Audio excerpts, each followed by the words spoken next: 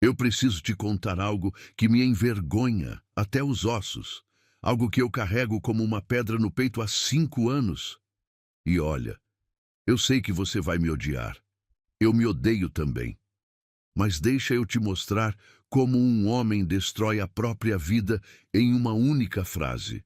Eram 2 da manhã quando tudo desmoronou.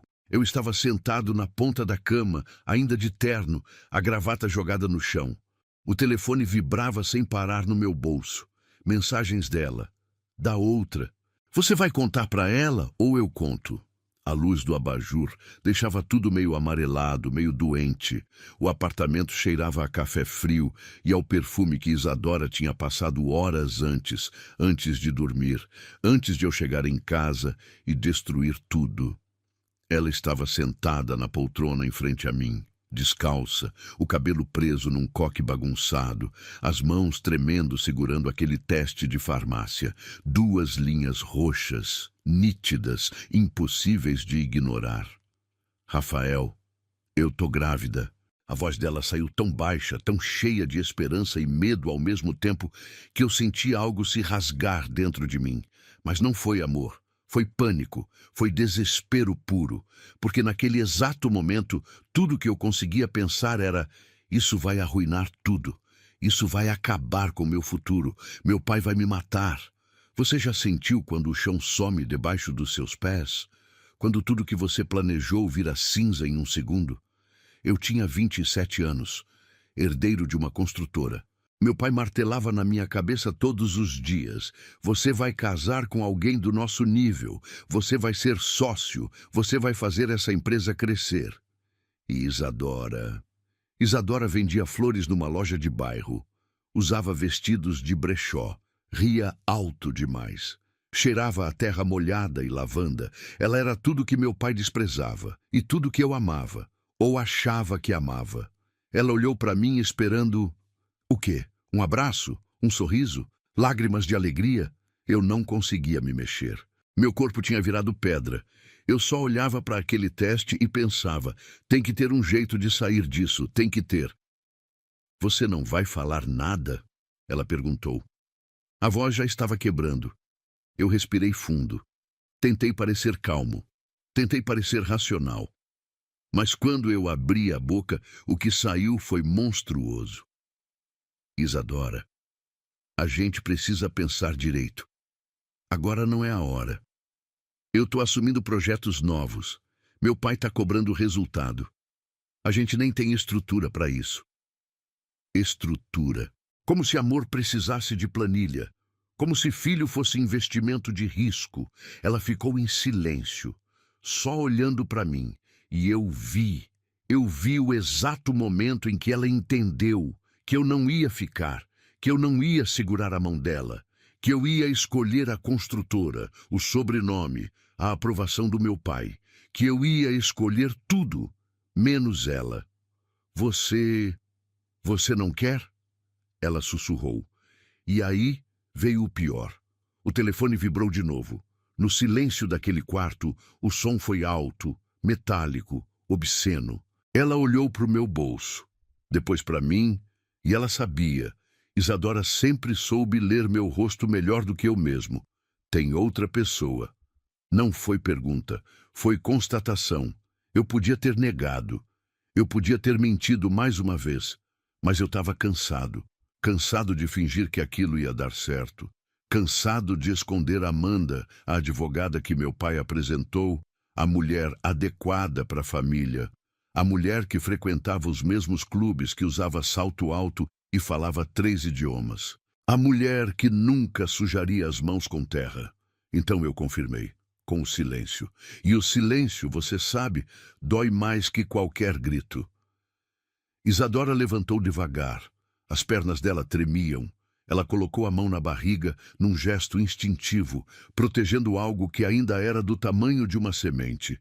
E ela chorou. Não aquele choro alto, dramático.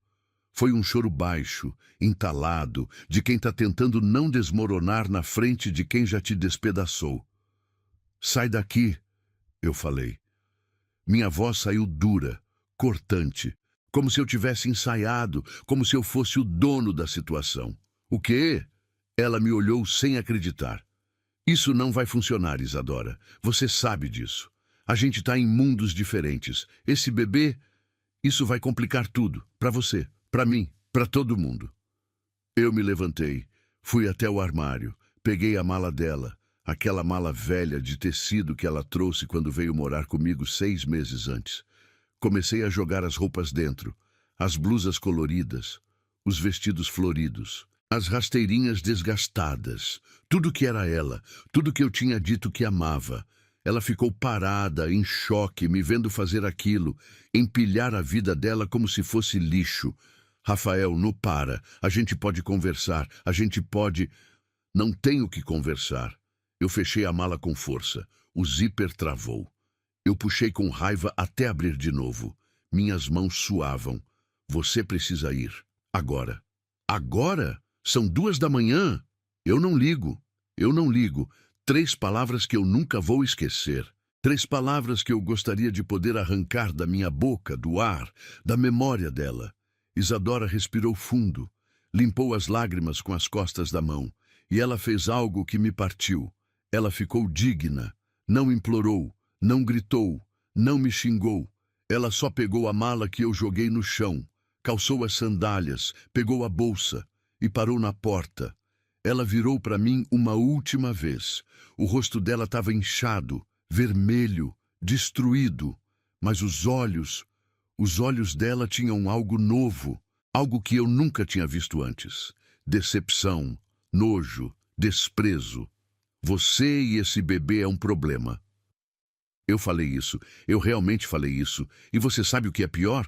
Eu achei que estava sendo racional. Eu achei que estava fazendo a coisa certa, protegendo minha carreira, meu futuro, minha vida. Ela não respondeu, só abriu a porta e saiu. Eu ouvi o som dos passos dela no corredor, o barulho do elevador abrindo, fechando, e silêncio.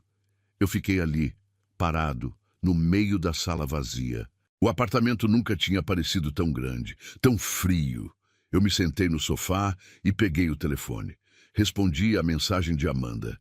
Terminei com ela, a gente pode seguir em frente. Ela respondeu na hora. Um emoji de coração. Sabia que você ia fazer a escolha certa. A escolha certa. Eu dormi naquela noite. Não sei como, mas eu dormi. No dia seguinte fui trabalhar. Assinei contratos, sorri em reuniões, almocei com meu pai e ouvi ele falar que eu estava finalmente amadurecendo. 2 semanas depois, eu e Amanda aparecemos juntos num evento da construtora. Fotos nos jornais. O casal perfeito, diziam. Mas sabe o que eu fazia toda noite? Eu procurava o cheiro de lavanda no travesseiro e não achava. Porque ela tinha levado até isso embora. Eu bloqueei o número dela, deletei as fotos, fingi que aqueles 2 anos nunca existiram. Fingi que não tinha uma mulher grávida do meu filho em algum lugar, provavelmente dormindo no chão da casa de alguém, porque eu não deixei ela levar nem a cama. Você deve estar pensando, como ele dormia à noite, como ele se olhava no espelho. A verdade? Eu não me olhava, eu evitava. Eu enchia minha agenda. Eu trabalhava 12, 14 horas por dia. Eu transava com Amanda sem sentir nada. Eu bebia uísque caro e fingia que aquilo era felicidade. E durante 5 anos eu fingi tão bem que quase acreditei. Até o dia em que eu vi a foto dela, da minha filha. E o mundo desmoronou de novo. Mas dessa vez não sobrou nada para eu me agarrar. Você ainda está aí? Ainda está me ouvindo? Porque essa história só piora. E eu preciso que você escute até o fim. Não para me perdoar, mas para entender que tem homem que destrói tudo que ama por medo e passa o resto da vida tentando colar os cacos. Eu sou esse homem. E essa é minha confissão. Eu sei que você deve estar se perguntando o que aconteceu com ela depois daquela noite. Eu também me perguntei, durante meses, durante anos, na verdade. Mas eu nunca tive coragem de procurar. Eu simplesmente bloqueei, apaguei, fingi que Isadora tinha sido um sonho ruim que eu finalmente tinha acordado. Mas deixa eu te contar o que eu descobri depois. Muito depois, quando já era tarde demais para consertar qualquer coisa. Ela voltou para a casa da avó, uma cidadezinha no interior, 6 horas de estrada daqui, daquelas cidades onde todo mundo conhece todo mundo, onde fofoca voa mais rápido que internet, onde ser mãe solteira ainda é assunto de igreja. Ela chegou lá numa manhã de terça-feira, com aquela mala de tecido rasgada e uma barriga que ainda não aparecia, mas que ela já protegia com as 2 mãos sempre que sentava. A avó abriu a porta e não fez perguntas. Só abriu os braços. E Isadora desmoronou ali, na soleira daquela casa velha, que cheirava a café coado e sabão de coco. Ela chorou 3 dias seguidos. Não comeu quase nada. Só ficava deitada no quarto que tinha sido dela na infância, olhando para o teto de madeira, tentando entender como a vida tinha desabado tão rápido. Você já sentiu aquela dor que não tem nome? Aquela que não é só tristeza, não é só raiva, mas uma mistura de tudo com vergonha, com medo, com a sensação de que você foi idiota de acreditar em alguém? Isadora sentiu isso. Por minha causa. A avó dela, Dona Cida, era costureira aposentada. Vivia da pensão do marido que tinha morrido há 10 anos. A casa era simples. 2 quartos, uma sala com sofá de crochê, uma cozinha pequena onde tudo acontecia. Não tinha luxo, mas tinha algo que meu apartamento de cobertura nunca teve. Tinha afeto, tinha presença, tinha aquele tipo de amor que não precisa de palavras. Nas primeiras semanas, Isadora não saía do quarto, enjoava de tudo, o cheiro de comida, de perfume, até de sabonete. Ela emagrecia em vez de engordar. A avó ficava preocupada, levava caldo de galinha, suco de laranja espremido na hora, biscoito de polvilho, deixava na mesinha de cabeceira e saía sem falar nada, só fazendo uma oração baixinho. Foi no 2º mês que Isadora finalmente levantou. Não porque estava melhor, mas porque olhou para a avó carregando balde de roupa molhada e sentiu vergonha. Vergonha de estar ali, ocupando espaço, comendo comida, sendo peso. Ela tinha 24 anos. Estava grávida, sem dinheiro, sem profissão formada, sem nada além daquela mala com 3 blusas e uma dignidade machucada. Então ela tomou uma decisão. Vó, a senhora ainda tem as chaves da floricultura? A floricultura. Aquele espaço minúsculo que o avô dela tinha aberto nos anos 80 e que fechou quando ele morreu. Ficava na rua principal, do lado da farmácia. Tinha ficado fechada uma década inteira. Porta de madeira descascando, vidraça suja, vaso de planta morta na entrada. Dona Cida olhou para a neta com aqueles olhos fundos, cansados, mas ainda brilhando com alguma coisa parecida com esperança. Tá trancada desde que seu avô se foi, mas as chaves estão aqui.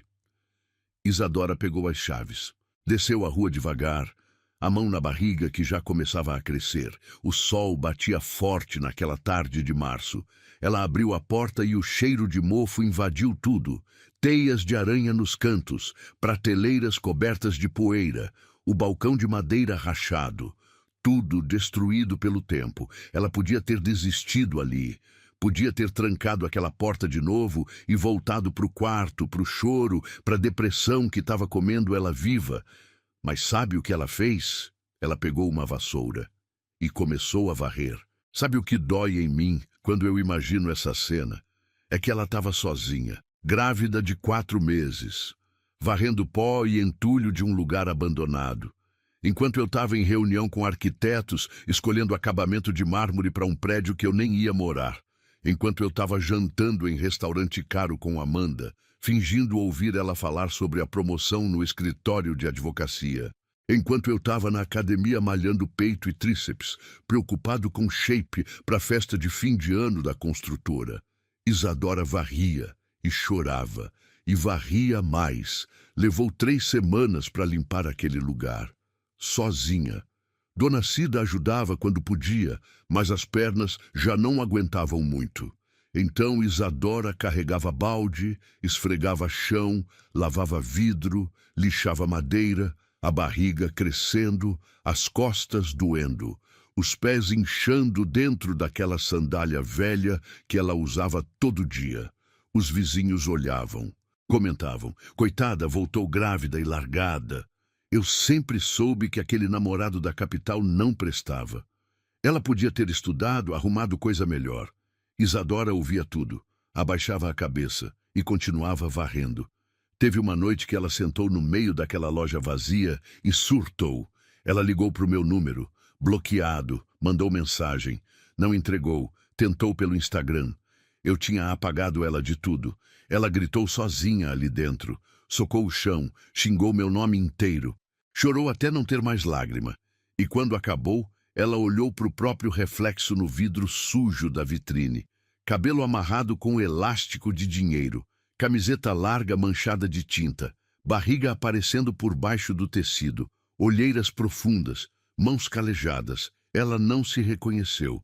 Mas sabe o que ela viu? Ela viu uma mulher que ainda estava de pé, ferida, quebrada, mas de pé. E foi nessa noite que ela fez uma promessa. Ela colocou a mão na barriga, sentiu o bebê mexer pela primeira vez, aquele movimento estranho, como bolha estourando por dentro, e falou em voz alta: Você nunca vai implorar amor de ninguém. Nunca. Eu vou te ensinar a ser forte sozinha. E se um dia eu encontrar aquele homem de novo, você vai ver sua mãe olhando nos olhos dele sem baixar a cabeça. Eu não estava lá para ouvir, mas eu pagaria qualquer coisa para ter ouvido, porque foi nesse momento que eu perdi ela para sempre. Não quando eu botei ela para fora, mas quando ela decidiu que não precisava mais de mim para nada. No mês seguinte, a floricultura reabriu. Não teve inauguração chique, não teve faixa, balão, champanhe, só uma plaquinha pintada à mão. Flora do Vale, flores naturais. Isadora ficava lá das 7 da manhã até às 7 da noite, grávida de 6 meses, regando plantas, montando buquês, atendendo cliente, sorrindo, sempre sorrindo, porque ela tinha aprendido uma coisa: cliente não quer ver sua dor. Cliente quer flores bonitas e tratamento gentil. Então, ela engolia o cansaço, escondia o inchaço dos pés e tratava cada pessoa como se fosse a única do dia. As vendas começaram devagar. R$ 5 aqui, 10 ali. Ela vendia violetas em copinho de plástico, rosas de R$ 1,50, arranjo simples para velório, buquê barato para namorado de última hora. Ela não recusava nada, não tinha orgulho, só necessidade. Teve um dia que ela vendeu R$ 12 em flores o dia inteiro. R$ 12. Ela voltou para casa com aquele dinheiro na mão e chorou no banho, porque R$ 12 não pagava nem a conta de luz. Quanto mais fralda, leite, médico. Mas no dia seguinte, ela acordou e foi de novo. E de novo, e de novo. A cidade inteira via. Ela grávida, varrendo a calçada toda manhã, molhando as plantas na rua para chamar atenção, sorrindo para todo mundo, nunca reclamando, nunca pedindo pena. A dor dela era silenciosa, mas todo mundo sentia. Teve uma senhora que entrou na loja só para perguntar: cadê o pai dessa criança? Isadora olhou nos olhos dela, com aquela calma assustadora que só quem já sofreu demais consegue ter, e respondeu: ele não existe mais. E era verdade. Para ela, eu tinha morrido naquela noite de madrugada. Eu tinha deixado de ser Rafael, o namorado, o amor da vida dela. E tinha virado apenas um erro, um fantasma, um nome que ela não pronunciava mais. Enquanto isso, eu estava onde? Eu estava ótimo. Aparentemente. Promovido a gerente de novos projetos, morando num apartamento maior ainda com Amanda, viajando para Miami para comprar roupa de marca, postando foto em resort, brindando com um uísque de R$ 1.000. Por fora, sucesso total. Por dentro, eu estava oco, mas eu não admitia. Nem para mim mesmo. Toda vez que Amanda falava de casamento, eu mudava de assunto. Toda vez que ela mencionava filhos, eu ficava irritado. Ela achava que era porque eu estava focado na carreira. Mas a verdade é que eu não conseguia pensar em filho sem lembrar daquele teste de farmácia, daquelas 2 linhas roxas, daquele bebê que eu chamei de problema. Eu bebia mais, dormia menos, transava sem vontade. Trabalhava até de madrugada só para não ter que ficar sozinho com meus pensamentos, porque sozinho, no silêncio, eu ouvia a voz dela. Rafael, eu tô grávida. E eu me odiava, mas nunca o suficiente para fazer alguma coisa. Deixa eu te mostrar como é viver uma mentira tão grande que você mesmo começa a acreditar nela. 2 anos depois daquela noite, eu tinha 29, Amanda tinha 28. A gente morava num apartamento de 250 metros quadrados na Zona Sul. 3 suítes, varanda gourmet, vista para o parque. O tipo de lugar que aparece em revista de decoração. Tudo branco, cinza, preto, minimalista, moderno, frio. Amanda acordava às 5h30 toda manhã. Ia para a academia. Voltava, tomava banho, se arrumava com aquela precisão cirúrgica, salto alto, tailleur, cabelo alisado, maquiagem impecável. Ela cheirava a perfume francês, daqueles que custam mais que salário mínimo. Cheiro limpo, sofisticado, distante. Nada parecido com lavanda. Ela trabalhava num escritório de advocacia corporativo. Ganhava bem, muito bem. A gente dividia as contas do apartamento meio a meio, mas ela fazia questão de dizer que podia pagar sozinha se quisesse. Era o jeito dela de mostrar que não estava comigo por dinheiro. Estava comigo porque eu era adequado. Palavra dela, adequado. A gente transava às quartas e aos sábados, como agenda médica. Eu chegava do trabalho, ela já estava na cama, de camisola de seda, lendo contrato. Eu tomava banho, deitava do lado dela, a gente transava por 20 minutos, ela ia para o banheiro, eu ficava olhando para o teto. Depois ela voltava, me dava um beijo no ombro e dormia virada para o lado. Nunca tinha beijo demorado. Nunca tinha conversa depois. Nunca tinha aquele momento de ficar grudado, suado, rindo de alguma besteira. Era mecânico, eficiente, como tudo na vida dela. E eu fingia que estava satisfeito. A gente saía toda sexta. Restaurante caro. Aqueles lugares onde o garçom explica cada ingrediente do prato como se fosse obra de arte. A gente pedia vinho de rótulo que eu nem sabia pronunciar. Ela fotografava a comida antes de comer. Postava no Instagram com hashtag de lugar chique. Sorria para a câmera. Eu sorria também, o casal perfeito. Sabe quantas vezes a gente ria de verdade? Nenhuma. A gente sorria, mas não ria.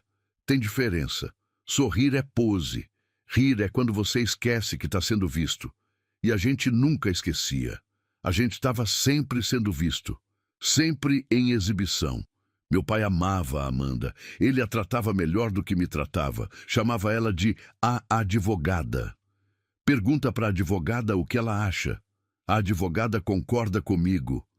Ele nunca chamou Isadora de nada, porque para ele Isadora nem existia. Era só aquela menina das flores. Amanda ia nos jantares de família, conversava sobre política, economia, mercado imobiliário. Minha mãe adorava.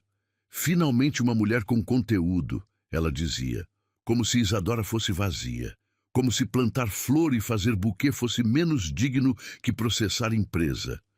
Teve um jantar que minha mãe deu uma alfinetada. A gente estava todos na mesa, comendo bacalhau, e ela soltou. Rafael, você lembra daquela fase que você namorou uma menina meio, sei lá, despojada demais? Amanda olhou para mim curiosa. Eu senti o estômago revirar. Lembro não, menti. Minha mãe riu. Ah, lembra sim, aquela que vendia flor. Você levou ela aqui uma vez. Ela veio de rasteirinha. Eu fiquei constrangida. Amanda arqueou a sobrancelha. Você namorou o florista? Eu bebi vinho. Desviei o assunto. Mas a noite toda eu fiquei pensando naquele dia. Isadora tinha vindo jantar aqui. Estava nervosa. Tinha comprado um vestido novo. Simples, mas novo. Ela tinha passado a tarde escolhendo. Chegou com um buquê de margaridas que ela mesma montou. Minha mãe pegou as flores como se fossem lixo reciclável e jogou num vaso qualquer sem nem agradecer direito. Isadora passou o jantar inteiro quieta, tentando acertar qual talher usar, sorrindo educadamente enquanto minha família falava de assunto que ela não entendia. Quando a gente foi embora, ela chorou no carro. Eu não sirvo para sua família, né? E eu, idiota, respondi. Você está exagerando, foi tudo normal. Mas não foi. E ela sabia.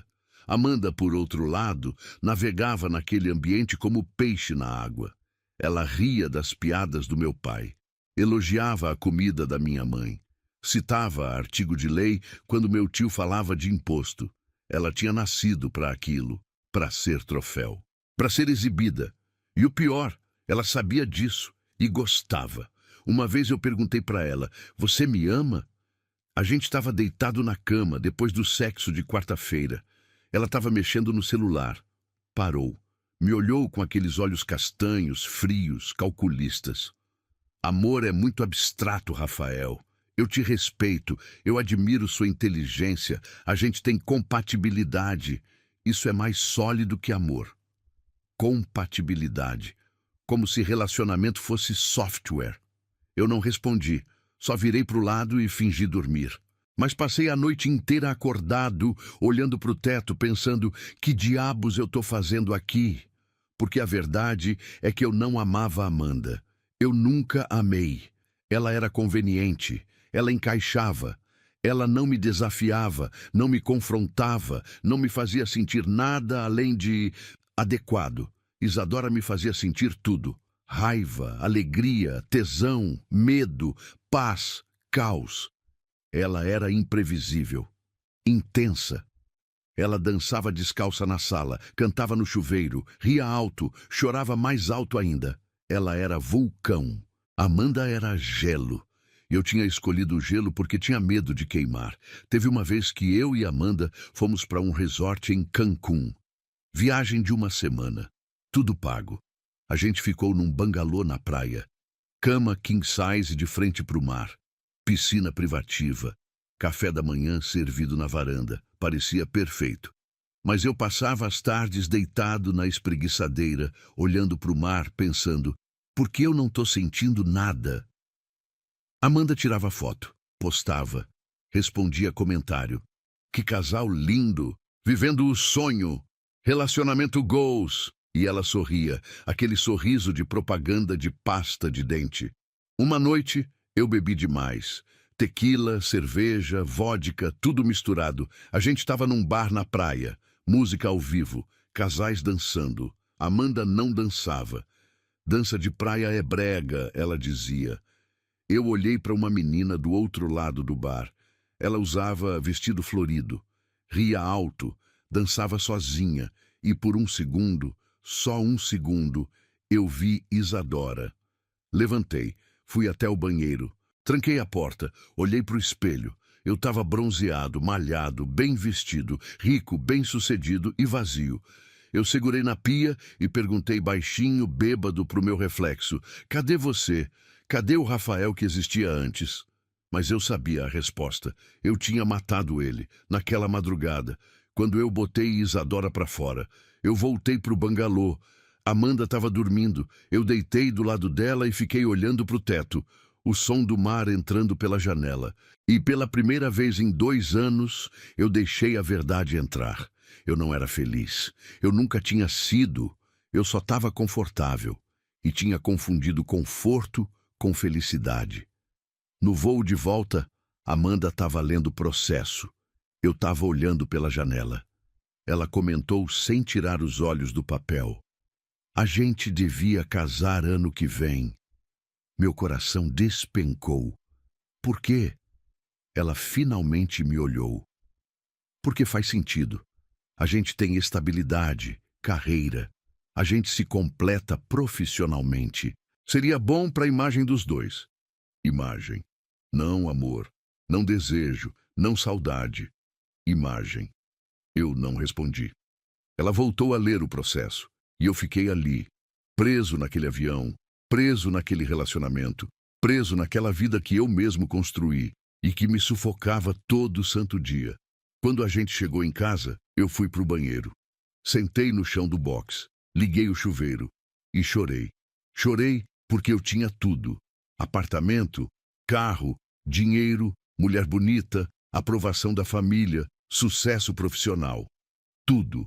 E não tinha nada, porque a única coisa que eu realmente queria, a única pessoa que me fez sentir vivo, eu tinha jogado fora como lixo. E o pior, eu nem sabia se ela estava viva, se tinha conseguido, se o bebê tinha nascido, se era menino ou menina, se tinha meu nariz, meu sorriso, meus olhos. Eu não sabia nada, e doía tanto não saber que eu bebia para apagar, trabalhava para esquecer, transava para fingir, postava foto para mentir, até para mim mesmo. Teve uma madrugada que eu acordei suando, sonhei com Isadora. Ela estava segurando um bebê, virava para mim e dizia: "Olha o problema que você criou", e ria. Não de maldade, de felicidade, como se o problema tivesse sido a melhor coisa que aconteceu com ela. E eu acordei sabendo que era verdade, que ela tinha conseguido, que ela tinha seguido, que ela tinha sido forte, sem mim, e que eu ia passar o resto da vida me perguntando como seria ter ficado. Eu não estava lá quando minha filha nasceu. Deixa essa frase entrar devagar em você. Deixa ela pesar, porque ela me esmaga todo dia desde que eu descobri. Eu não estava lá. Enquanto Isadora entrava em trabalho de parto numa madrugada de outubro sozinha, com a avó segurando a mão dela, eu estava onde? Deixa eu te contar exatamente onde eu estava, porque a vida tem dessas ironias cruéis que parecem castigo divino. Eu estava num hotel fazenda, confraternização da construtora, open bar, churrasco, piscina, Amanda do meu lado de biquíni branco tomando caipirinha, meu pai fazendo discurso sobre os valores da família, enquanto distribuía bônus para a diretoria. Eu aplaudindo, sorrindo, posando para a foto oficial. Enquanto isso, a 700 quilômetros de distância, Isadora acordava às 3 da manhã, sentindo a primeira contração. Ela me contou isso depois, muito depois, e cada detalhe que ela me deu foi como tapa na cara. A bolsa estourou quando ela estava levantando da cama. Molhou tudo. Ela ficou parada, olhando para o chão, para o líquido escorrendo pelas pernas, e a primeira coisa que ela pensou não foi "tá na hora", foi "eu tô sozinha". Dona Cida acordou com o barulho, entrou no quarto e viu a neta encostada na parede, tremendo, com as mãos na barriga enorme, os olhos arregalados de puro terror. "Vó, acho que é agora". Elas não tinham carro. O vizinho levou as duas no hospital público. Isadora entrou na emergência às 4 da manhã, sozinha. Sem acompanhante permitido porque era pandemia ainda, as regras eram rígidas. Dona Cida ficou na recepção, rezando o terço, enquanto a neta sumia atrás daquelas portas duplas. Isadora foi colocada numa sala com mais 4 mulheres em trabalho de parto. Todas gemendo, todas suando, todas com alguém que tinha colocado elas ali. Maridos, namorados, ficantes, qualquer um, menos ela.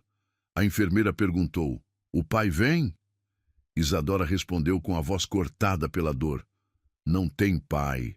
E a enfermeira olhou para ela com aquela mistura de pena e julgamento que toda mãe solteira conhece bem. As contrações começaram devagar, depois aceleraram. Dor que vinha em ondas. Isadora segurava a grade da cama e mordia o lábio até sair sangue para não gritar. Ela não queria parecer fraca, não queria que ninguém tivesse pena dela. Mas quando a dor atingiu o pico, quando ela sentiu que ia desmaiar, ela fez algo que me parte até hoje. Ela falou o meu nome. Rafael. Baixinho, quase sussurro, como se eu pudesse ouvir de algum lugar, como se mesmo depois de tudo, alguma parte dela ainda esperasse que eu aparecesse. Eu não apareci. Eu estava brindando com um uísque importado, ouvindo piada de cunho duvidoso do gerente comercial, rindo, enquanto a mãe do meu filho implorava por alívio numa cama de hospital público. O trabalho de parto durou 9 horas. 9 horas de dor pura, sem anestesia, porque não tinha anestesista disponível. O plantonista disse que ela ia ter que aguentar, que era parto normal, que era assim mesmo. Isadora aguentou. Ela me contou que teve uma hora, lá pela 8ª hora, que ela quis desistir, quis pedir cesárea, quis gritar que não conseguia mais. Mas aí ela pensou, se eu desistir agora, ele tá certo. Eu e esse bebê somos um problema mesmo. E ela usou a raiva, a dor da rejeição, a humilhação de ter sido jogada fora grávida.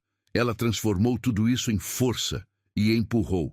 A bebê nasceu às 13h47, 3,2 kg, 50 centímetros. Cabelinho escuro, olhos fechados, chorando alto. A enfermeira colocou ela no peito de Isadora. E a primeira coisa que Isadora viu foi meu rosto. A bebê tinha meu nariz, minha testa, o formato do meu rosto. Era impossível negar. Era como se eu tivesse me recusado a estar ali, mas tivesse deixado minha marca nela de qualquer jeito. Isadora olhou para aquele rostinho vermelho, amassado, perfeito, e chorou. Mas não de tristeza, de propósito. Ela segurou a filha com as 2 mãos, ainda tremendo de exaustão, ainda sangrando, ainda sentindo dor em cada músculo do corpo, e fez uma promessa em voz alta. Você nunca, nunca vai implorar amor de ninguém. Eu vou te amar tanto que você não vai precisar de mais ninguém. E se um dia você perguntar pelo seu pai, eu vou falar a verdade, que ele não quis ficar. Mas que a culpa nunca foi sua, a culpa foi dele, só dele. A enfermeira que ouviu isso limpou uma lágrima escondido. Dona Cida entrou na sala 1 hora depois. Viu a neta segurando a bisneta, 2 sobreviventes, e ela não disse nada. Só beijou a testa de Isadora e sussurrou. Você é mais forte que seu avô jamais foi. Isadora deu o nome para bebê ali mesmo, sem consultar ninguém, sem pedir opinião. Helena, porque significava luz. E ela precisava de luz depois de tanto escuro. Helena Moreira. Sem o meu sobrenome, sem meu registro, sem minha existência. Elas ficaram 2 dias no hospital, num quarto coletivo. Barulho o tempo todo, bebês chorando, mães reclamando, visitas entrando e saindo. Isadora amamentava, trocava fralda, ninava, aprendia tudo sozinha, errando, acertando, chorando de cansaço, mas fazendo. Quando teve alta, o vizinho buscou elas de novo. Isadora saiu do hospital com Helena no colo, enrolada numa manta que a avó tinha feito de crochê. O sol batia forte, outubro quente. Ela protegeu o rosto da bebê com a mão. E pela primeira vez em meses, ela sorriu de verdade. Porque Helena era dela. Só dela. Ninguém podia tirar isso. Os primeiros meses foram de sobrevivência pura. Helena chorava de madrugada. Isadora levantava exausta. Amamentava sentada na cama, no escuro, com o corpo doendo, os seios rachados, as olheiras profundas. De dia, ela colocava a bebê no carrinho emprestado e ia para a floricultura. Abria a loja com Helena dormindo no Moisés improvisado num canto. Atendia cliente enquanto ninava. Montava buquê enquanto amamentava. Fazia tudo ao mesmo tempo. A cidade olhava, comentava, coitada, tão nova e já com filho. O pai sumiu, né? Mas também tinha quem admirasse, quem entrasse só para comprar uma violeta e deixasse 10 reais de troco, quem trouxesse roupa de bebê usada, quem oferecesse ajuda silenciosa. Isadora aceitava tudo com dignidade, agradecia, mas nunca implorava. Helena cresceu entre flores. O primeiro cheiro que ela conheceu foi de rosa. O primeiro som foi de tesoura cortando caule. A primeira textura foi de pétala de margarida. Com 6 meses, ela já sorria para todo cliente que entrava. Com 1 ano, já engatinhava entre os baldes de flor. Com 2, já entregava flor na mãozinha para quem comprava. A menina era sol, ria fácil, abraçava forte, falava cedo. Mamãe, vovó, Flor. E nunca perguntou por mim, porque criança não sente falta do que nunca teve. Isadora nunca falou mal de mim na frente de Helena. Nunca disse, seu pai é um canalha. Nunca usou a filha para descarregar raiva. Ela simplesmente nunca mencionou. E quando Helena, com uns 4 anos, perguntou pela primeira vez, por que eu não tenho pai? Isadora respondeu com calma. Todo mundo tem pai, meu amor. O seu só não mora com a gente. Por quê? Porque às vezes adulto toma decisão errada. Mas não foi culpa sua. Nunca foi. Helena aceitou.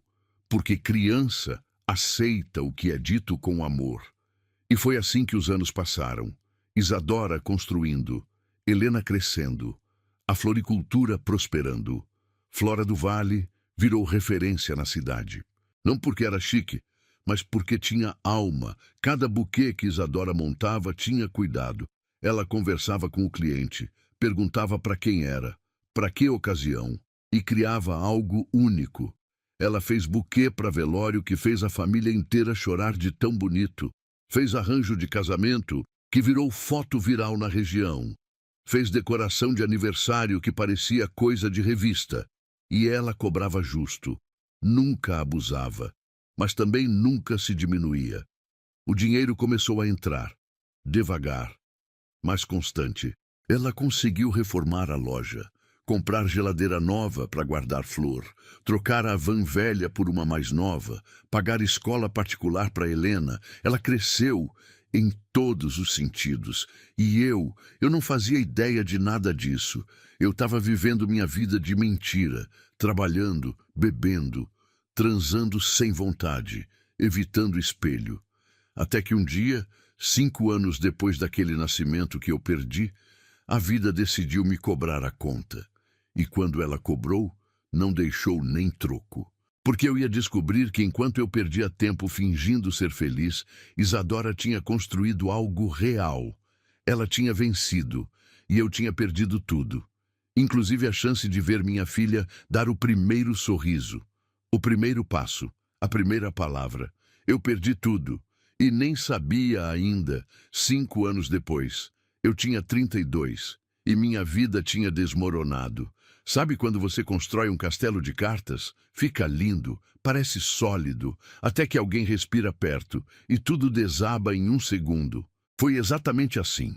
Começou 6 meses atrás. Eu cheguei em casa mais cedo, coisa rara. Normalmente eu ficava no escritório até às 9, 10 da noite. Mas naquele dia eu estava com dor de cabeça. Cancelei reunião. Peguei o carro e voltei. Abri a porta do apartamento às 4 da tarde. Encontrei Amanda na nossa cama, com o sócio do escritório dela.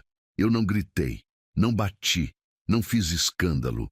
Eu só fiquei parado na porta do quarto, olhando. Ela se cobriu com o lençol. O cara pegou a cueca às pressas. E eu senti nada, absolutamente nada. Amanda esperava explosão, esperava briga. Mas eu só virei as costas e fui para o meu carro. Sentei ali no estacionamento, as mãos no volante e pensei, por que eu não estou sentindo nada? Porque eu nunca amei ela, e ela nunca me amou. A gente estava junto por conveniência, por status, por aprovação social. E quando o teatro acabou, não tinha nada embaixo, só vazio. Ela terminou comigo por mensagem 3 horas depois. Acho melhor cada um seguir seu caminho. Você nunca esteve presente de verdade. Eu mereço alguém que me escolha. Irônico, né? Ela me traiu, mas jogou a culpa em mim. E o pior, ela estava certa. Eu nunca escolhi ela. Eu escolhi a ideia dela, a imagem, o que ela representava. Mas a pessoa nunca. Fiquei no apartamento, ela saiu, levou as coisas dela em 2 horas, eficiente até no fim. Não chorou, não brigou. Só assinou os documentos de rescisão do aluguel e foi embora com 3 malas e a dignidade intacta. Eu fiquei sozinho naquele apartamento gigante. E pela primeira vez em anos, senti medo. Medo do silêncio. Medo de mim mesmo. 1 semana depois, meu pai teve um infarto, fulminante, no escritório. Caiu no meio de uma reunião, socorrido, levado às pressas. Não resistiu, Morreu antes de chegar no hospital. Eu recebi a ligação da minha mãe. Ela gritava no telefone. Eu não conseguia entender nada. Só gritos, desespero. E depois, o bip. Ela tinha desmaiado. Cheguei no hospital e encontrei meu pai num corredor, coberto com lençol branco, morto, frio, sozinho. O homem que controlava tudo, que decidia tudo, que me moldou para ser exatamente como ele, morto. E sabe qual foi meu primeiro pensamento? Ele nunca me disse que me amava. Nunca. Em 32 anos. Nem uma vez. Ele me cobrou, me criticou, me pressionou, me aplaudiu quando eu obedecia. Mas amar? Nunca. O velório foi cheio. Empresários, políticos, gente importante. Todo mundo de terno preto, todo mundo falando bem dele. Grande homem, visionário, exemplo. Eu ouvi tudo calado, porque eu sabia a verdade. Ele era um tirano que construiu o império pisando em gente, que destruía quem não se curvava, que me ensinou que sucesso valia mais que sentimento. E eu tinha virado ele. Depois do enterro, veio a leitura do testamento. Minha mãe, eu, o advogado da família. Meu pai tinha deixado dívidas, muitas dívidas. Tinha feito empréstimos escondidos para bancar obra faraônica que não deu retorno. Tinha investido em projeto irregular. Tinha sonegado imposto. Tinha mentido para banco. E quando ele morreu, o castelo de cartas desabou. A construtora foi à falência em 3 meses. Eu tentei salvar, vendi imóvel, negociei com credor, fiz leilão, mas não teve jeito. A dívida era maior que o patrimônio. Perdi a empresa, perdi o apartamento, perdi o carro, perdi tudo, literalmente tudo. Minha mãe entrou em depressão. Foi morar com a irmã em outro estado. Me olhou antes de ir embora e disse: "Você é igual a ele e vai morrer sozinho como ele." Eu fiquei num apartamento alugado de 40 metros quadrados, sem móvel, sem nada, dormindo no colchão no chão. 32 anos, rico, bem-sucedido, admirado. Agora, falido, sozinho, destruído. E foi nesse fundo do poço que eu fiz algo que mudou tudo. Eu pesquisei o nome dela, Isadora Moreira. 5 anos. 5 anos sem procurar, sem perguntar, sem saber, bloqueado, apagado, esquecido. Mas naquela noite, sozinho, bêbado, desesperado, eu digitei o nome dela. E encontrei. Flora do Vale, Floricultura e Presentes. Tinha site, Instagram, Facebook, endereço, telefone. Eu cliquei no Instagram. E a primeira foto que eu vi me arrancou o ar dos pulmões. Isadora, mais velha, cabelo mais curto, sorriso diferente, mais seguro, mais maduro. Ela estava linda, feliz, de verdade feliz. E do lado dela, segurando um buquê gigante de girassol, tinha uma menina. 5 anos. Cabelo escuro, cacheado, olhos grandes, sorriso largo, meu rosto. Era literalmente meu rosto em miniatura. Eu ampliei a foto, li a legenda. Minha ajudante preferida, Helena, 5 anos, já sabe o nome de todas as flores da loja. Orgulho da mamãe. Helena, minha filha. Eu tenho uma filha e ela tem 5 anos e eu perdi tudo. Primeiro sorriso, primeiro passo, primeira palavra, primeiro dia de aula, primeira vez andando de bicicleta, primeiro tudo. Eu passei a noite olhando o Instagram inteiro de Isadora. Tinha centenas de fotos. Fotos da loja, fotos de buquê, fotos de Helena. Helena fantasiada de borboleta. Helena comendo sorvete. Helena dormindo no colo da mãe. Helena plantando flor. Helena rindo, sempre rindo. E em nenhuma foto tinha eu. Obviamente, porque eu não existo para elas. Eu sou o fantasma que abandonou. O covarde que fugiu. O problema que sumiu. Rolei as fotos até o começo, até 5 anos atrás. Encontrei uma foto do dia que Helena nasceu. Isadora no hospital, cansada, cabelo suado, sorriso fraco, segurando um embrulho rosa. Legenda: ela chegou e trouxe luz. Comentários: parabéns. Seja bem-vinda, Helena. Deus abençoe vocês.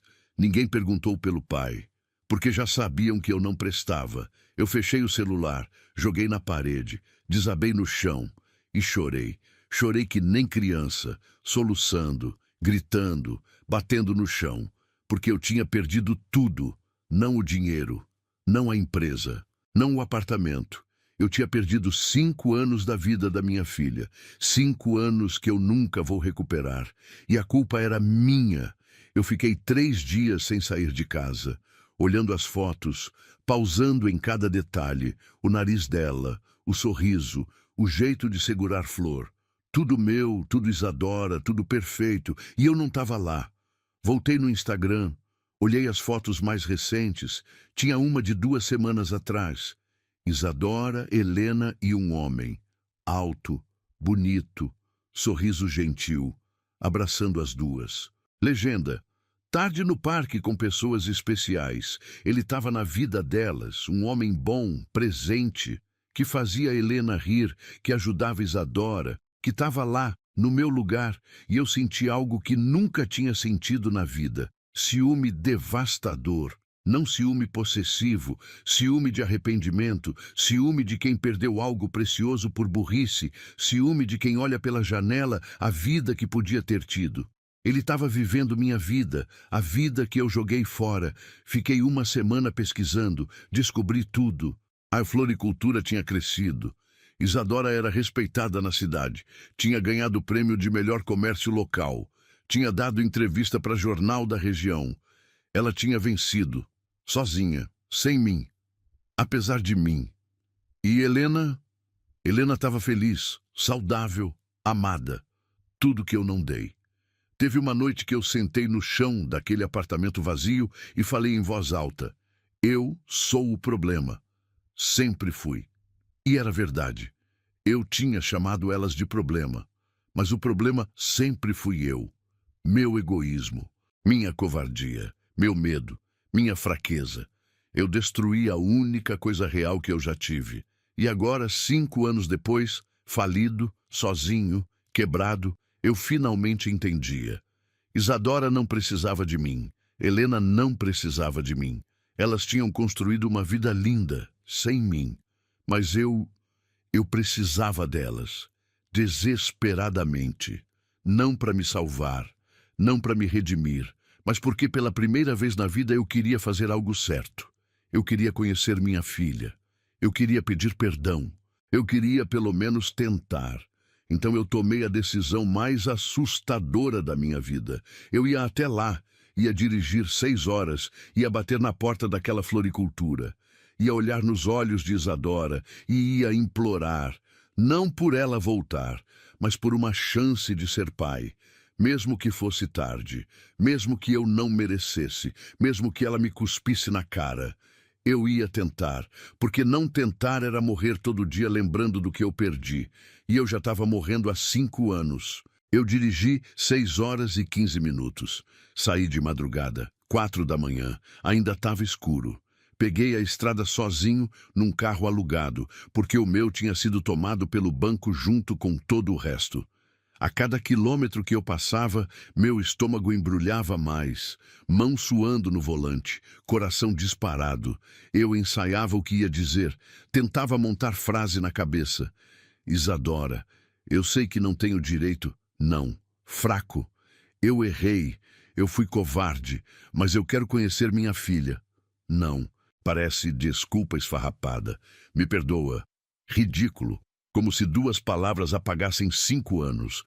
Eu não tinha frase pronta, não tinha discurso, só tinha desespero. Parei num posto para abastecer. Tomei café requentado. Olhei no espelho do banheiro. Eu tinha perdido peso. Olheiras fundas, barba por fazer, roupa amassada. Eu parecia um mendigo. Talvez fosse exatamente o que eu era agora. Cheguei na cidade às 10 da manhã. Cidade pequena. Rua de paralelepípedo. Casas coloridas. Praça central com igreja. Tudo do jeito que Isadora tinha me contado anos atrás, quando a gente ainda conversava, quando ela ainda confiava em mim. Eu parei o carro 2 quadras antes da floricultura. Não conseguia ir direto. Meu corpo estava travado. Respiração curta, mão tremendo. Andei devagar pela calçada, vi a placa. Flora do Vale, fachada pintada de verde água, vasos na entrada, flores coloridas penduradas, vitrine limpa, tudo organizado, tudo bonito. Ela tinha construído aquilo, sozinha. Eu fiquei do outro lado da rua, encostado num poste, olhando. E então eu vi. A porta se abriu.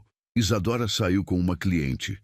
Ela estava de avental por cima de um vestido simples, cabelo preso num rabo de cavalo, sem maquiagem, sorrindo. Meu coração parou.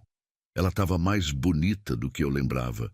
Não bonita de revista, bonita de verdade.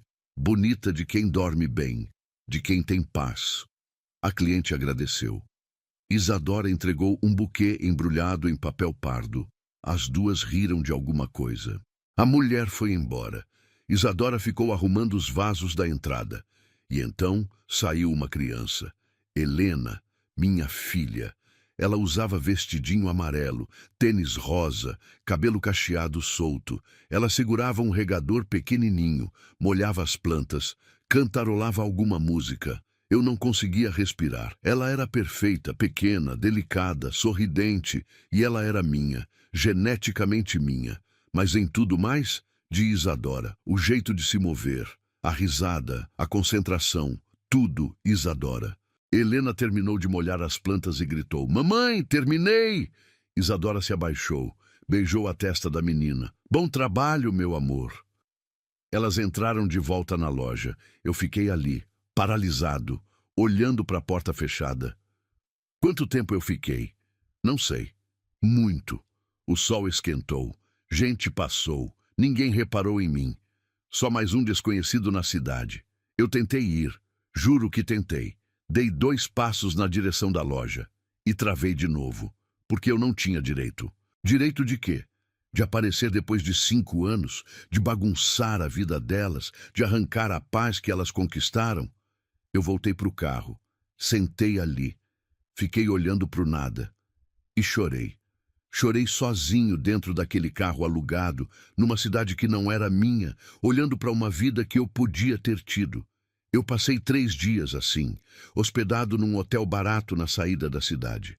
Quarto com mofo, chuveiro que pingava, cama dura. Mas eu nem ligava. Todo dia eu ia até a floricultura.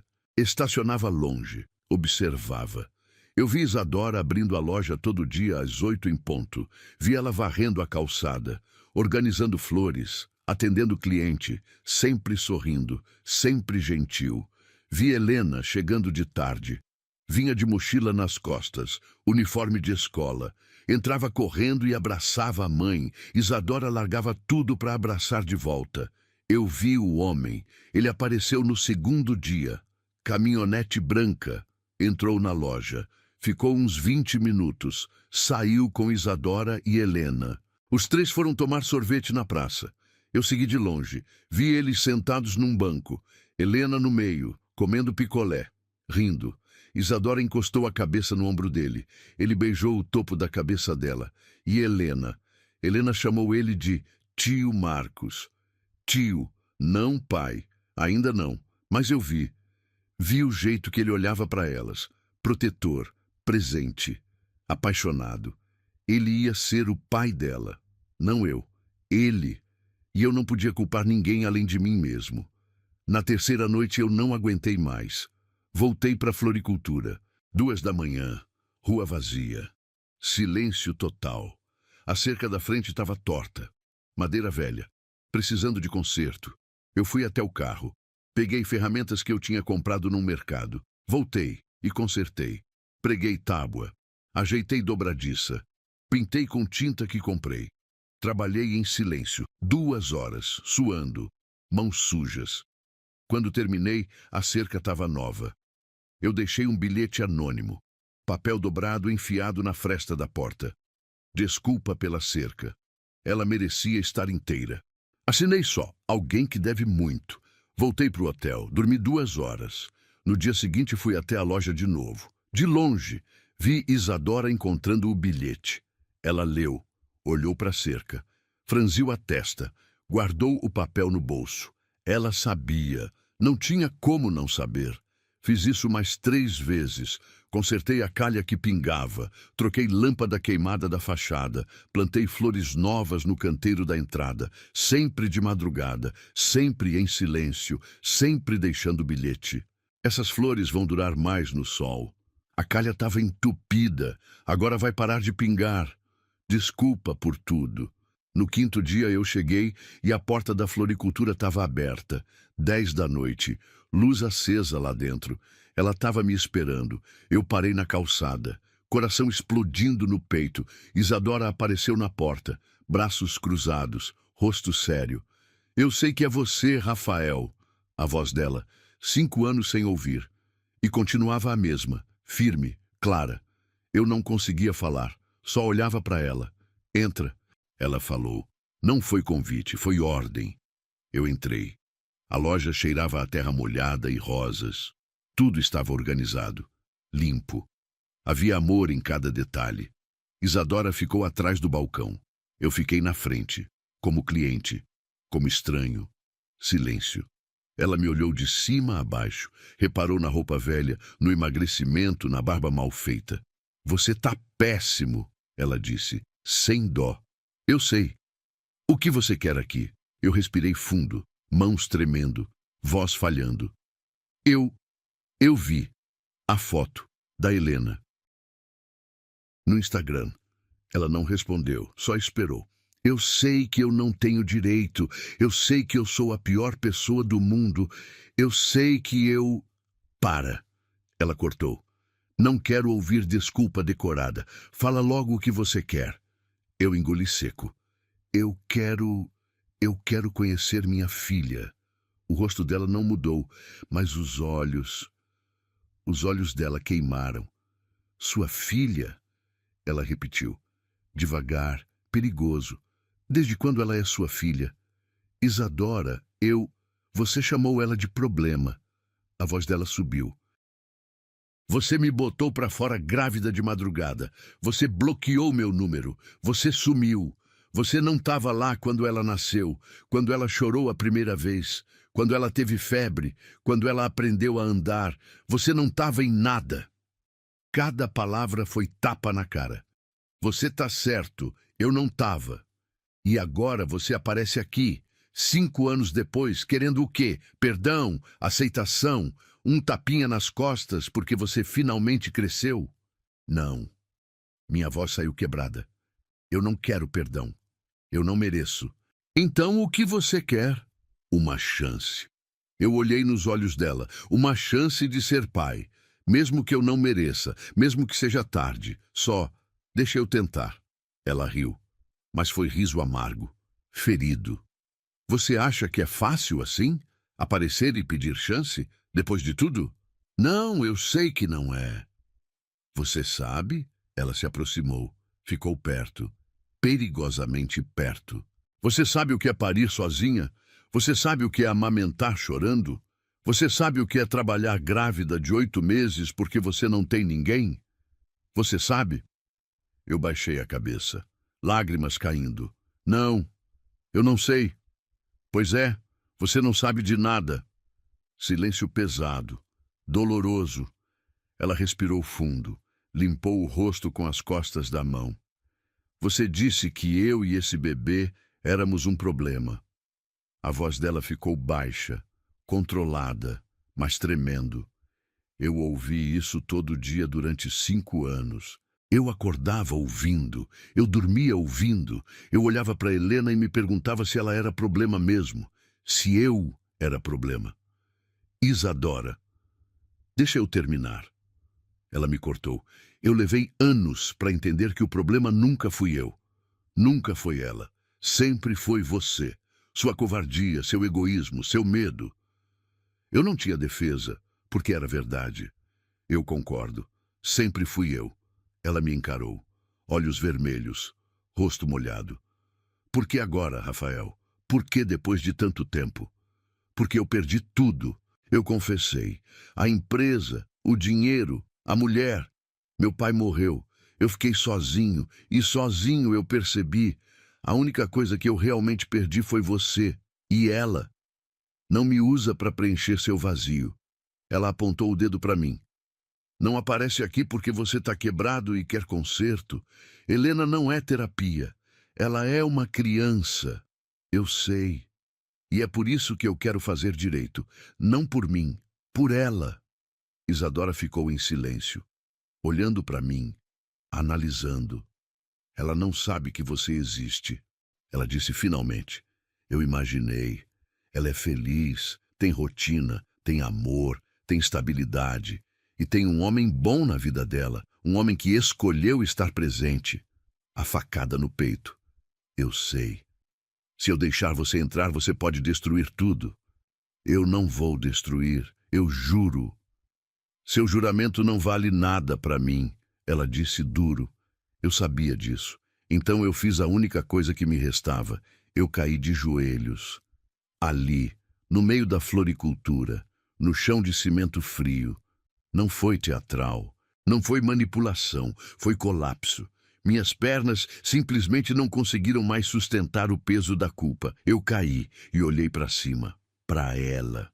Isadora, eu imploro. Minha voz saiu estrangulada. Eu não estou pedindo perdão. Não estou pedindo você de volta. Eu só estou pedindo. Deixe eu conhecer minha filha. Deixe eu tentar ser o pai que eu nunca fui, mesmo que seja pouco, mesmo que seja tarde. Por favor. Lágrimas caindo no chão. Corpo tremendo. Eu vou fazer do jeito que você mandar. Vou obedecer suas regras. Vou respeitar seu tempo. Vou aceitar o que você decidir. Só, por favor, não me tire a chance de tentar. Isadora ficou olhando para mim, no chão, destruído, implorando. E eu vi o momento exato em que ela decidiu. Ela não me perdoou. Os olhos dela deixaram isso claro, mas ela decidiu me dar uma chance. Não por mim, por Helena. Porque talvez, só talvez, uma filha merecesse conhecer o pai, mesmo que o pai não merecesse conhecer a filha. Levanta, ela disse, voz cansada. Eu levantei, pernas bambas. Você vai fazer exatamente do jeito que eu mandar, entendeu? Sim. Helena não vai saber quem você é. Ainda não. Tudo bem. Você não vai aparecer na vida dela como pai. Você vai aparecer como amigo da família e vai conquistar a confiança dela. Devagar, com respeito. Sim, o que você quiser. E se em algum momento eu sentir que você está fazendo mal para ela, você some, para sempre, sem questionar. Eu prometo. Ela cruzou os braços. Me olhou com desconfiança profunda. Eu não confio em você, Rafael, e talvez nunca confie de novo, mas eu vou te dar essa chance. Uma, só uma. Eu queria abraçar ela, agradecer, chorar. Mas eu sabia que não podia tocar nela. Então, eu só balancei a cabeça. Obrigado. Ela não respondeu. Só apontou para a porta. Volta amanhã, 3 da tarde, e vai barbeado, arrumado. Não quero que Helena veja você assim. Eu vou. Saí daquela floricultura cambaleando, corpo exausto, alma esgotada. Mas pela primeira vez em 5 anos, eu tinha esperança. Eu voltei no dia seguinte, 3 da tarde em ponto, barbeado, cabelo cortado, roupa limpa, mãos tremendo tanto que eu tive que segurar o volante com força para não bater o carro. Estacionei na frente da floricultura. Respirei fundo umas 20 vezes. Olhei no retrovisor. Eu continuava parecendo um fantasma. Magro demais. Olhos fundos. Mas pelo menos estava apresentável. Entrei. A sineta da porta tocou. Isadora estava atendendo uma senhora. Ela olhou para mim. Acenou com a cabeça. Seco. Profissional. Eu fiquei esperando perto dos vasos de violeta. E então eu ouvi. Risada de criança vindo dos fundos da loja. Meu estômago revirou. A senhora foi embora. Isadora veio até mim. Parou a 1 metro de distância. Braços cruzados. Regras, ela disse. Direto ao ponto. Tô ouvindo. Você é o Rafael, amigo antigo da época que eu morava na capital. Veio visitar a cidade, só isso. Entendido. Você não toca no assunto de ser pai dela. Não dá presente caro, não promete nada que não possa cumprir, não faz drama, não chora na frente dela, entendeu? Sim. E se ela não gostar de você, você aceita. Não força nada. Aceito. Ela me encarou mais um segundo. Suspiro pesado. Helena, ela chamou. Meu coração parou. Passos pequenos, e então ela apareceu, vestido azul com flores amarelas, cabelo cacheado preso com fita, tênis com luzes que piscavam. Ela segurava um lápis de cor, e quando ela me viu, parou. Me olhou com aqueles olhos enormes, curiosos. Era meu rosto olhando para mim através do tempo. Eu tentei falar. Não saiu som. Isadora colocou a mão no ombro dela. Helena, esse é o Rafael. Ele é meu amigo de muito tempo atrás. Tá visitando nossa cidade. Helena inclinou a cabecinha de lado, avaliando. Oi, ela disse, voz fininha, doce. Eu me abaixei para ficar na altura dela, joelhos no chão, olhos no mesmo nível. Oi, Helena. Minha voz saiu rouca, estrangulada. É um prazer te conhecer. Ela sorriu, pequeno, tímido. Você conhece minha mãe de onde? Eu olhei para Isadora. Ela acenou. Permissão para falar. A gente morava na mesma cidade há muito tempo. Sua mãe, ela trabalhava numa floricultura lá também.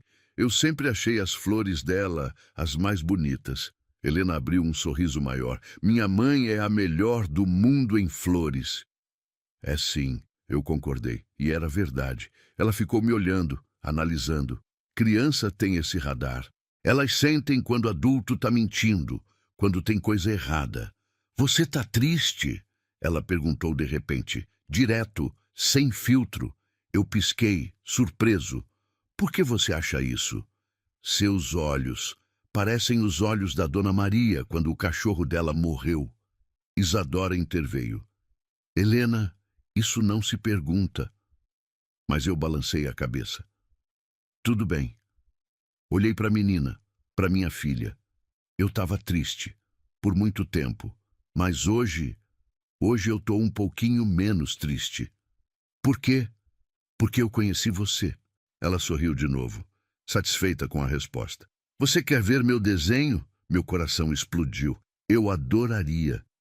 Ela pegou minha mão, a mãozinha dela, pequena, quente, confiante, e me puxou para os fundos da loja. Eu olhei para trás, para Isadora. Ela tinha os olhos marejados, mas acenou. Vai.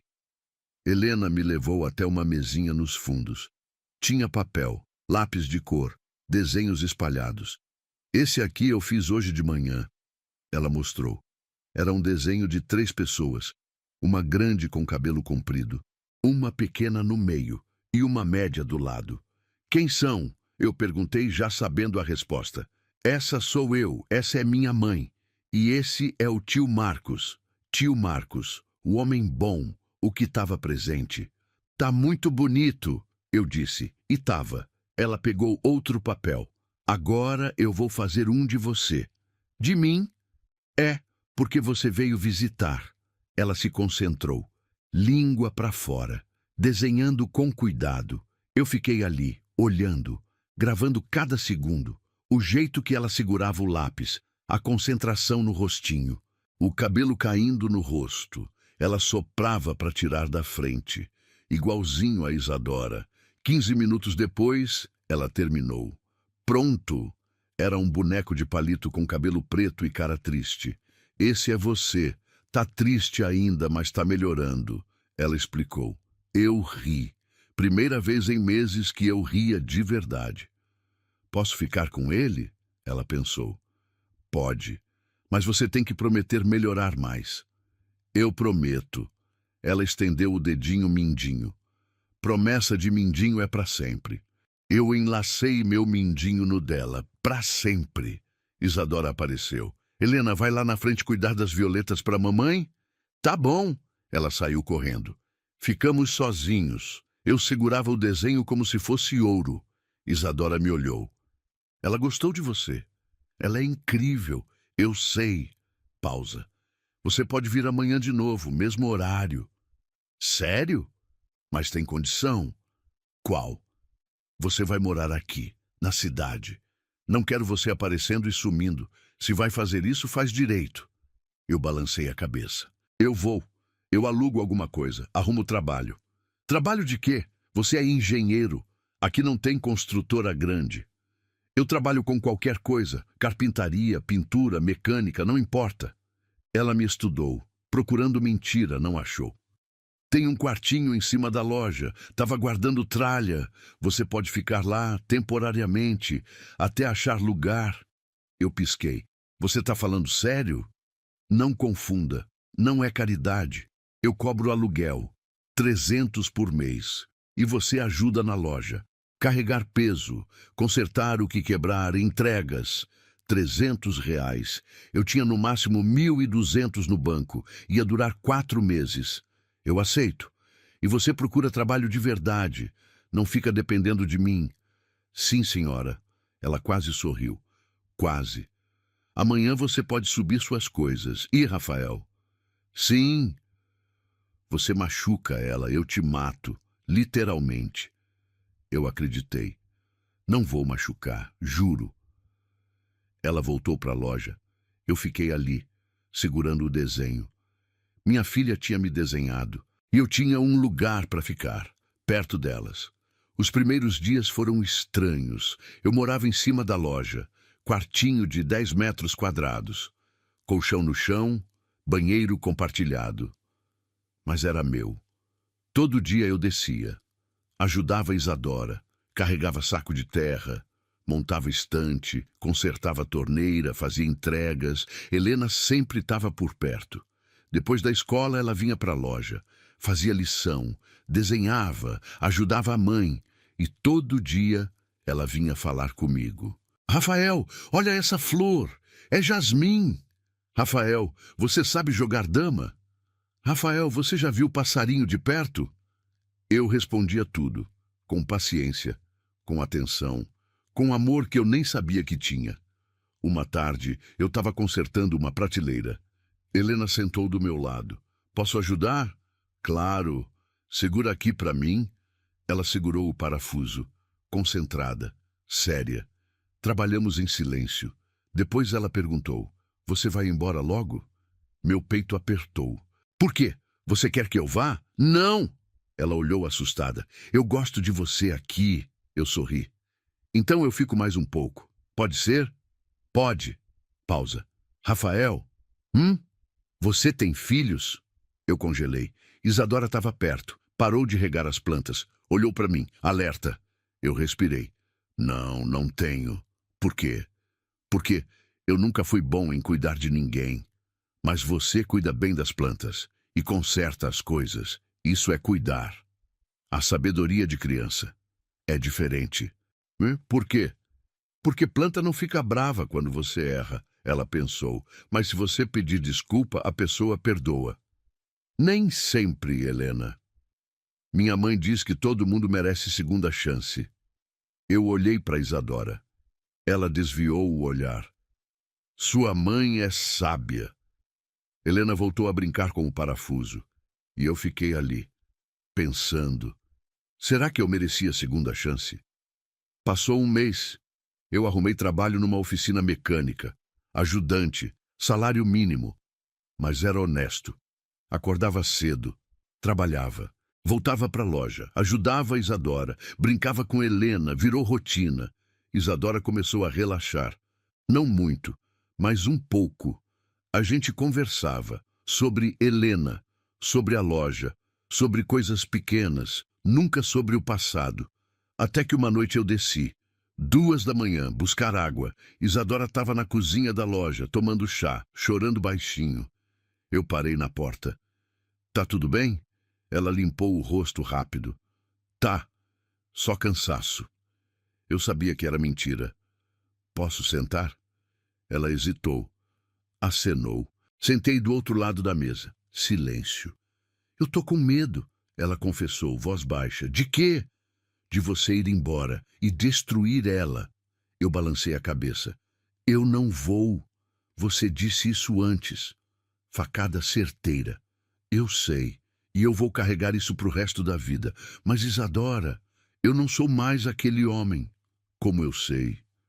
Você não sabe, só o tempo vai provar. Ela me olhou, cansada, machucada, mas tentando acreditar.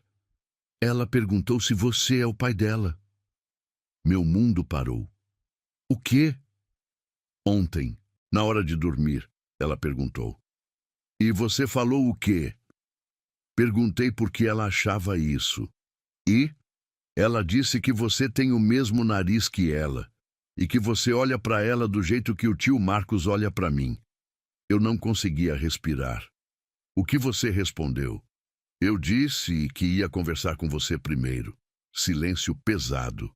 Ela merece saber, eu disse. Eu sei, mas tenho medo. Do quê? Dela te amar e você sumir. Eu me levantei. Fui até o lado dela. Ajoelhei. Isadora, olha para mim. Ela olhou. Eu não vou sumir. Eu vou ficar, não por obrigação, não por culpa, mas porque eu amo aquela menina. Eu amo mesmo. E eu sei que não tenho direito. Eu sei que eu não mereço, mas eu tô implorando. Deixa eu ser pai dela, de verdade. Lágrimas escorrendo no rosto dela. Você machucou tanto. Eu sei. E eu vou passar o resto da vida consertando. Mas deixa eu tentar. Ela fechou os olhos, respirou fundo. Amanhã, a gente conta para ela, juntos. Eu segurei a mão dela. Ela não puxou. Obrigado. No dia seguinte, depois da escola, Isadora chamou Helena. Nós três sentamos na salinha dos fundos. Helena olhou para a gente, curiosa. Tá tudo bem? Isadora segurou a mão da filha. Meu amor, lembra que você perguntou sobre o Rafael? Ah, ele é seu pai. Silêncio. Helena olhou para mim, depois para a mãe, depois para mim de novo. De verdade? Eu balancei a cabeça, voz presa na garganta. De verdade. Então por que você não morava com a gente? A pergunta mais difícil do mundo. Eu respirei. Porque eu fui muito burro e covarde. Eu fui embora quando você ainda estava na barriga da sua mãe. E eu errei. Muito. Por que você foi embora? Porque eu tive medo. E quando a gente tem medo, às vezes faz coisa errada. Ela pensou. Mas você voltou. Voltei. Porque eu senti sua falta, mesmo sem te conhecer. Ela ficou quieta, processando. Depois olhou para Isadora. Ele vai ficar agora? Isadora olhou para mim. Eu olhei para Helena. Se você deixar, eu quero ficar para sempre. Helena levantou, veio até mim, me abraçou. Pequena, frágil, confiante. Tá bom, você pode ficar. E eu desmoronei. Abracei minha filha e chorei. 5 anos. 5 anos de buraco. E finalmente eu tinha chance de ser pai. Sabe aquele momento em que você ganha algo que não merece? Aquela sensação de que a qualquer segundo alguém vai perceber o erro e tirar tudo de você? Foi assim que eu me senti quando Helena me chamou de pai pela primeira vez. Aconteceu 1 semana depois da revelação. A gente estava na praça. Eu, ela e Isadora. Domingo de manhã, sol quente. Helena no balanço, eu empurrando. Mais alto, pai. Eu parei. Ela tinha dito tão naturalmente. Como se eu sempre tivesse sido pai. Como se aquela palavra sempre tivesse feito parte do vocabulário dela. Isadora olhou para mim. Eu olhei para ela, os dois com os olhos marejados. Mais alto! Helena repetiu, rindo. Eu empurrei. E chorei empurrando. Chorei de gratidão, de vergonha, de alívio, porque ela tinha me aceitado, mesmo eu não merecendo. Os meses seguintes foram os melhores e os piores da minha vida.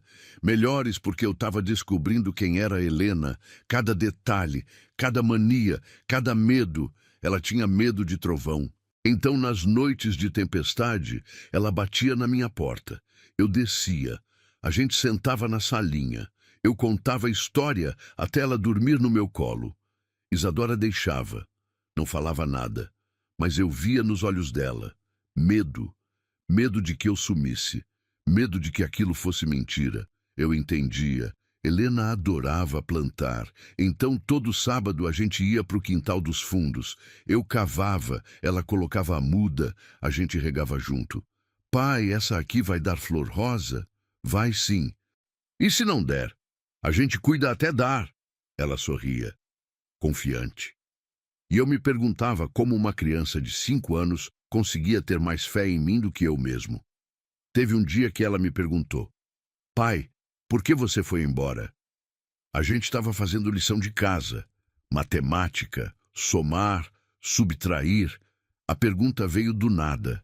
Eu parei de escrever. Por que você quer saber? Porque eu quero entender. Eu respirei fundo. Como explicar covardia para uma criança? Eu tive medo. Eu disse. Verdade. De quê? De não ser bom o suficiente, de estragar tudo, de não conseguir cuidar de você e da sua mãe, ela pensou. Mas todo mundo tem medo. Tem. E todo mundo foge quando tem medo? Não. Gente corajosa fica, mesmo com medo. Então você não foi corajoso? Direto, sem filtro. Não, eu não fui. Mas você está aqui agora. Tô. Então você ficou corajoso? Eu sorri, triste. Eu tô tentando. Ela pegou minha mão. Tá bom, eu ajudo você. E voltou a fazer lição. Como se fosse simples assim. Como se perdão fosse só escolha. Isadora era diferente. Ela não perdoava fácil. A gente convivia, trabalhava junto, cuidava de Helena junto, mas tinha uma parede entre nós, invisível, mas sólida. Ela nunca me chamava pelo nome, sempre você ou Rafael em tom neutro. Nunca encostava em mim. Se nossas mãos se tocavam por acidente, ela puxava rápido. Nunca ríamos juntos. Ela ria com Helena. Eu ria com Helena. Mas nós dois? Nunca. Eu respeitava, porque eu sabia. Eu tinha quebrado algo nela que talvez nunca colasse de novo. Teve uma noite que eu ouvi ela chorando, no quarto dela, embaixo da loja. Eu desci, bati na porta. Isadora, silêncio. Eu sei que você tá aí e tá chorando. Vai embora, Rafael. Não vou. Não até você me dizer o que tá acontecendo. A porta abriu. Ela estava de pijama, olhos vermelhos, rosto inchado. O que você quer? Saber se você tá bem. Ela riu. Amargo. Se eu tô bem? Você tá morando em cima da minha loja, brincando com minha filha, fazendo ela te amar. E você quer saber se eu tô bem? Eu sei que... Você não sabe de nada, ela gritou. Você não sabe o que é ver a pessoa que te destruiu sendo amada pela sua filha. Você não sabe o que é ter medo todo santo dia de acordar e você ter ido embora de novo. Eu fiquei quieto, deixando ela desabafar. Você não sabe o que é olhar para você e lembrar daquela noite, de você me botando para fora, de você me chamando de problema, e agora você está aqui, sendo pai, e eu tenho que engolir tudo isso. Lágrimas escorrendo. Eu te odeio, Rafael. Eu te odeio tanto, mas eu não posso te tirar da vida dela, porque ela te ama, e eu não vou fazer com ela o que você fez comigo. Cada palavra foi soco no estômago. Você tem razão, de tudo, eu disse, voz baixa. Eu não tenho defesa, eu não tenho desculpa. Eu só tenho arrependimento e vontade de fazer diferente. Não basta. Eu sei. Você destruiu a gente. Eu sei. E agora quer que eu te perdoe, que eu esqueça? Não. Eu balancei a cabeça. Eu não quero que você esqueça. Eu não mereço perdão. Eu só quero tempo para provar que eu mudei. E se você não mudou? E se daqui a 6 meses você cansar e sumir de novo? Não vou. Como eu sei? Ela gritou de novo. Você não sabe. Eu gritei de volta. Você não tem como saber. Eu posso falar, prometer, jurar, mas só o tempo vai provar.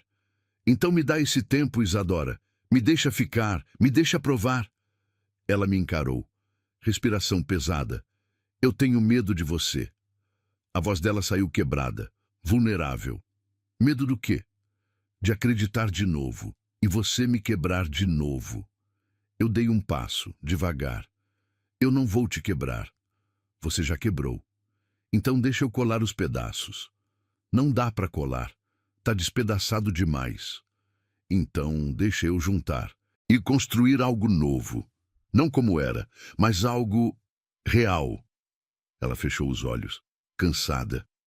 Eu não sei se consigo. Não precisa decidir agora. Só não desiste de mim ainda, por favor. Ela abriu os olhos, me olhou com aquela mistura de raiva, dor e esperança. Esperança minúscula. Mas ali, eu vou tentar. Ela sussurrou. Mas não por você, por ela. Eu aceito. Ela fechou a porta. Eu fiquei ali, encostado na parede do corredor. E pela primeira vez, eu senti que tinha chance. Não de voltar, porque não dava, mas de começar de novo. Tio Marcos apareceu 2 semanas depois. Eu estava ajudando na loja, carregando saco de terra, Helena desenhando na mesinha. Ele entrou, alto, ombro largo, bonito, sorriso gentil. Isadora iluminou quando viu ele. Marcos! Ela foi até ele, abraçou, demorado. Meu estômago revirou. Ele olhou para mim, estendeu a mão. Você deve ser o Rafael. Eu apertei a mão dele. Sou. Prazer, Marcos, veterinário aqui da cidade. Prazer. Helena correu. Tio Marcos! Ele a pegou no colo, girou ela. Ela gargalhou. Eu vi o carinho, a familiaridade, a história. Esse homem amava elas, e elas amavam ele. Marcos colocou Helena no chão, olhou para Isadora. Posso falar com você em particular? Ela acenou. Os dois foram para os fundos. Eu fiquei com Helena, mas eu ouvia. Isadora, eu preciso saber. O que está acontecendo? Como assim? Ele, o Rafael, ele é o pai dela? Silêncio. É. E você deixou ele voltar? Ele tem direito, é pai dela. E eu tô aqui há 3 anos, eu cuidei de você, dela. Eu estava esperando você me dar uma chance, e agora ele aparece e você simplesmente aceita? Não é sobre mim, Marcos, é sobre Helena. E sobre nós, não tem nós? Pausa longa. Eu não sei. Eu ouvi o suspiro pesado dele. Você ainda ama ele. Não. Então por que você está protegendo ele? Eu não estou protegendo ele, eu estou protegendo ela. Mentira. Você perdoou ele. De alguma forma você perdoou. Eu não perdoei, mas vai perdoar. Eu vejo no seu olho. Silêncio de novo. Marcos, você é um homem incrível, gentil, presente, tudo o que eu precisava. Mas ele é o pai dela, e ela precisa dele. E você? Você precisa dele? Ela não respondeu. E a falta de resposta foi a resposta. Marcos saiu dos fundos. Olhou para mim. Não com raiva, com tristeza. Cuida bem delas, ele disse. E foi embora. Isadora ficou parada, olhando para a porta. Eu me aproximei. Você tá bem?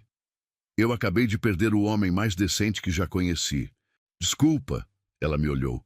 Não é sua culpa, é minha, eu que escolhi. Escolheu o quê? Dar uma chance pra gente. De novo. Meu coração parou. Isadora, não fala nada. Eu ainda te odeio. Eu ainda tenho raiva. Eu ainda não confio.